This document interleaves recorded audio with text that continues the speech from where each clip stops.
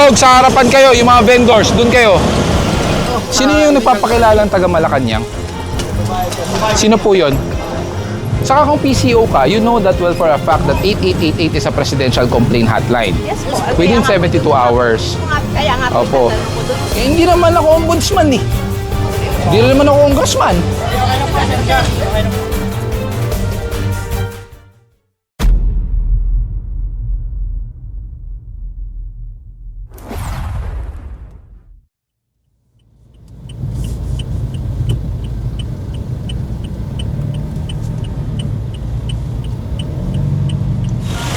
Kabilaan, matititikitan or tinitikitan.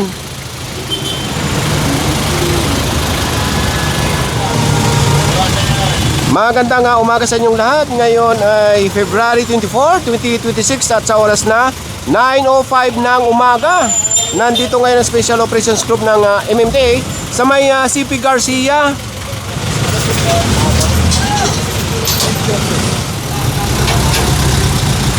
Yung sa kabila, yun, mayroon ng driver.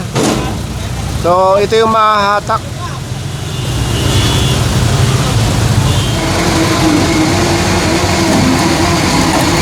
Magmula doon sa hinahatak, mayroon din dito sa unahan, mayroon din hinahatak.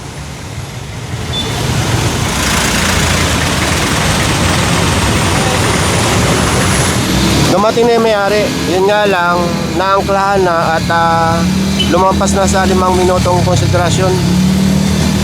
Nakipagtulungan na lang yung may-ari at nirelease yung handbrake para maisampa ng maganda yung kanya sasakyan. Magmula dyan sa hinatak, ito sa kanto, pinatanggal or tinanggal ng scope yung mga tambak dito sa ibabaw ng drainage. Ayan o, nagbagsakan na.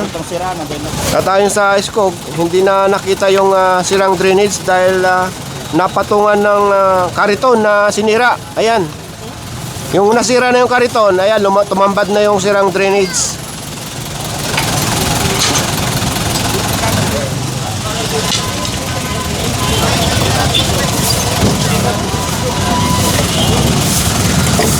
Nandito na tayo sa may Kalayaan Avenue. Ayan ang compound ng Ateneo. Dito sa may tabi ng Shell gas station, lagi may nahahatak dito sa may fire hydrant. Sa kabila mayroon din. So ulitin ko lang, ang fire hydrant, huwag kayong magpapark dito ng walang 4 na metro ang circumference. Yung paikot niyan, dalawang matitikitan dito. Ito natikitan na at hinahatak na, pati yung van na yun. Ito naman sa kabila, nasa one side parking yan eh. Yun nga lang, nakapatong sa sidewalk.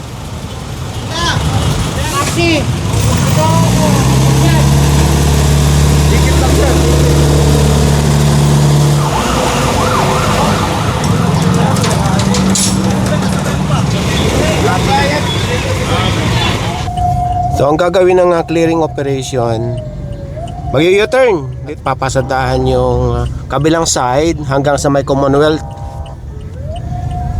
Dito sa tapat mismo ng UP Town Center, maraming natitikitan at nahahatak dito mga motorsiklo. Bawal na bawal pong parkingan ito dahil pagka mayroong umakyat dyan na sasakyan galing doon sa loob ng UP Town Center, ito, malaking abala yan. Yung nakaramas, maraming natikitan dito. So yun, masasampa na yung isa. So yun, dalawa na palang isasampa. Ngayon bibigyan ko kayo ng sample Halimbawa galing tayo dito sa UP Town Center. Pagka aakyat tayo dito sa rampa, pag mayroong mga nakaparada dyan, bukod sa bawal na paradahan yung kalsada, nasa kanto o hirap ng kumanan papunta ron.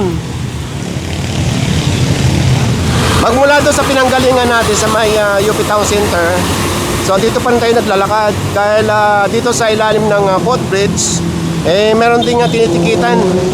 Ayan, so hindi pa nakakapasok dito sa UP Town Center. Ayan ang papasok ng parking, saka malawak yan sa loob. Bali, ang naabot ang mga motorsiklo dito, 5. Malamang 5 rin ang mahatak dito.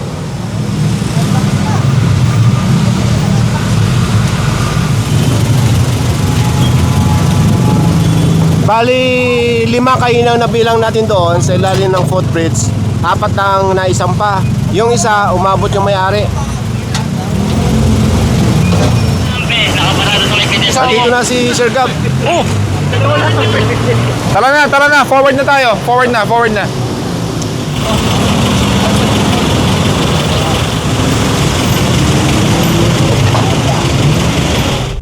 Magmula dito sa may C5 or Katipunan, nandito tayo ngayon sa may Capitol Hills. Ito yung laging nirereklamo at ilang beses na rin ito napasadahan.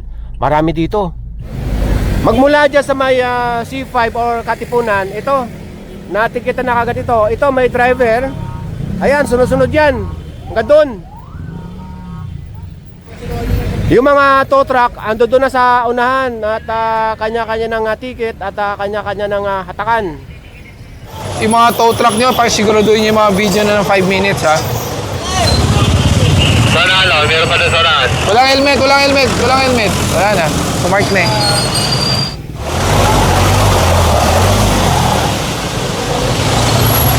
May permit ata yan, Skog. Hanggang Susurwegi lang tayo. Sa Rigi. Ito mga karinderya na ito, pinapasilip yung permit.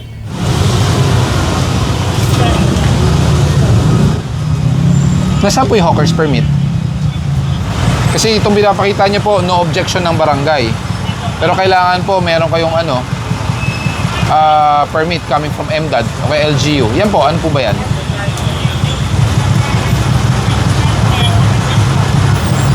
Expired. Until December 31, 2025 lang po ang permit nyo. Expired po kayo, bawal po kayo dito hanggang hindi nyo pa po ito nare-renew. Yung iba nga pakisilip yung ibang permit doon. Pare-pareho yan eh. Magkakasabay yan binigyan.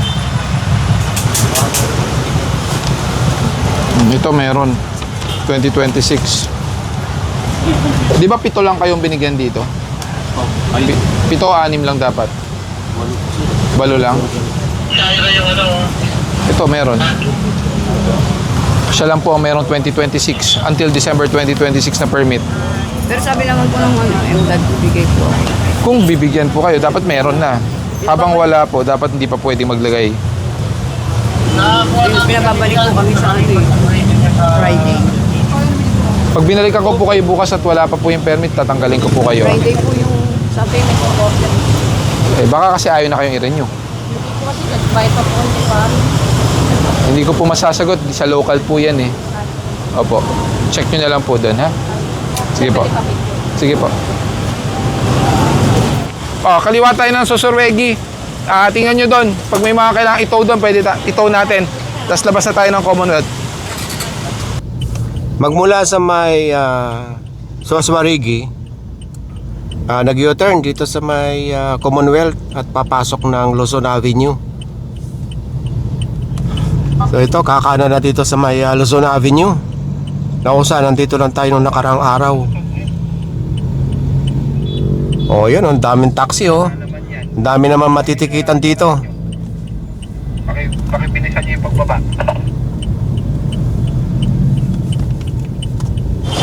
Mukhang walang delta yung truck na yan eh. Pwestuhan mo nga ng tow truck yan. Skog, sa harapan kayo, yung mga vendors, dun kayo.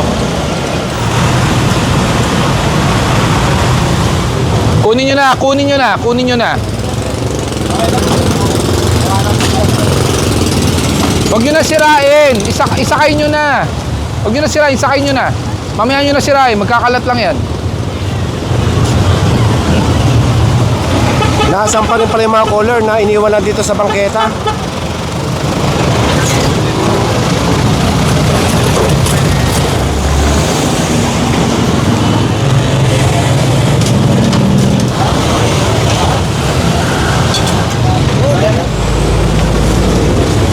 Nakapalo eh.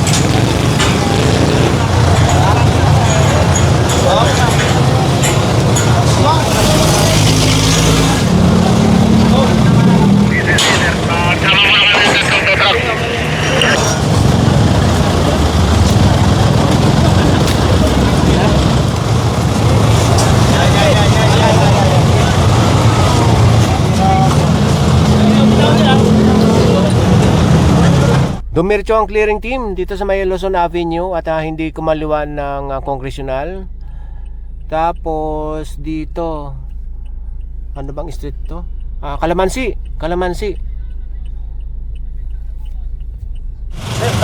Pakialis na po. Hindi po ibig sabihin tinikitan. Peace lang ako. Yung mga motor, patikita, isampan nyo. Pakialis po. Hatakin po namin yan.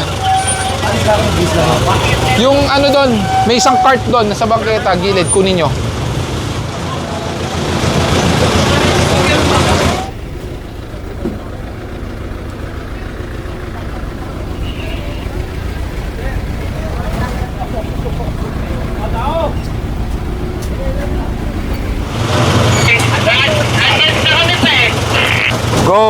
Go.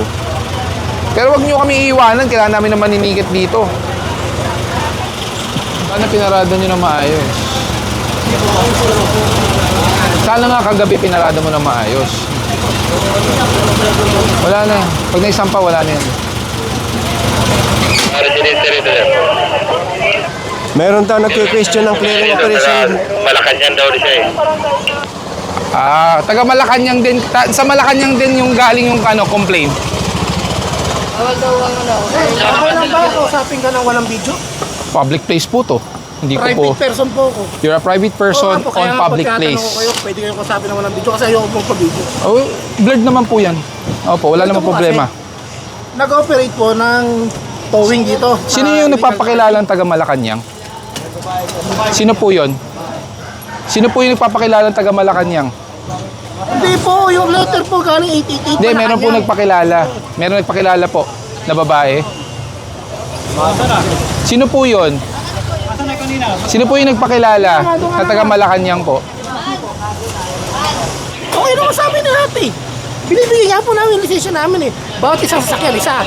So binibigyan namin yung mga lisensya namin. Okay, alam ko na. Bakit tino pa rin kayo kahit nandyan na kayo? Hindi nga po yun eh. Ano po? Binibigyan na po namin. Tapos nakikusap po ako dun sa enforcer. Sabi ko, Sir, pasensya na kayo. Ito po yung mga lisensya namin. Kikita nyo lang kami.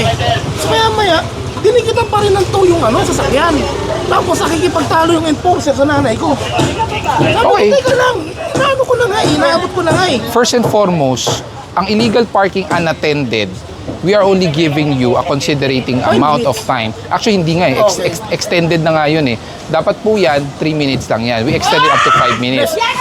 So, based on video, Less than 3 minutes. Andito na po kami. do you have a video that will state na less than 3 minutes? Kasi kami po, sa tow truck, may video po kami. Opo, sige. Andito na nga po kami. Binigyan na namin yung mga lisensya namin. The fact na dumating ang enforcer unattended at wala pong nagbigay agad ng lisensya, lumagpas sa 5 minutes, ibig sabihin po nun, towed po talaga yon. Yun po ang guidelines po natin. Pero ano na nga po, nakiusap na nga po kami. Binigay na nga po Ang namin. pakiusap nga po, it's based on kung pagbibigyan kayo or not. But if you're going to base it on protocol, pag lumagpas sa 5 minutes, towed po talaga yan. May video naman yung tow truck eh. Pwede Oo. naman po matagal ba nung dumating sila? Hindi, nasa loob na nga ito ng sasakyan. Kasi ito tayo na. Nasa loob na ito ng sasakyan. Nasa loob. Panda na nga yung sasakyan. Pinagbigyan naman yan, sir eh. 8 minutes yan. Oh, 8 minutes to. Ang haba ng video mo. Baka tinitigita na po kami. Hindi po, ayan po. Kung 8 minutes mula bungad, hindi naman makukunan yung rebo na gold. Pero sir, tinikita na natin attended lang kasi Oo. pinagbigyan na lang. Oo. So pinagbigyan na pala kayo eh. So ano pong concern? Ang ano nga po namin, bakit ganun yung mga towing? Nakiusap na nga kami. Hindi naman kayo dapat sa towing makiusap eh. Yun nga po eh, siya nga po yung nagpupumilit eh. Kasi nga po, may guidelines tayong sinusunod. Sir, tinikita na nga kami. Ito na nga po yung mga lisensya. Bakit yung pinagbigyan 8 minutes? Sana tino nyo. Kasi ganito sir, inihingi namin yung lisensya. Kinano niya, 2 Ngayon, minutes pa lang eh. Hindi po. Ayan po yung picture oh, video. Inaantay namin yung Pinasok nga kami, kumuha kami ng mga lisensya po. Hindi naman po kami pwede maghintay basta tumatakbo ang oras. Kaya hindi naman nakikita naman. Sino po yung nagpapakilala ng taga-gobyerno dyan sa inyo? Sa akin, sa inaano ko Saan po kayo? sa Malakas PCO po. Sa PCO po kayo. At until now, PCO pa rin po kayo. So ano pong ano natin, bakit kailangan natin ibanggit pa ang opisina? Wala yung ano. Yung? Firma yung ano. Sabi ko, i-verify ko lang. Pinipilit po kasi Oo. na firma na to. Yan na yung pangalan pala. Paano wala eh? Ayan na nga oh. Walang firma. Tawagan nyo yung barangay nyo.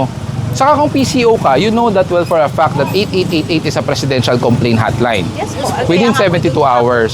Kaya nga po, Opo. tatanong ko doon kung saan yung ano eh. Yung alin po? Yung ayun, yung pirma ko. Galing po kami sa barangay, may litrato po, nag-coordinate po kami sa barangay nyo.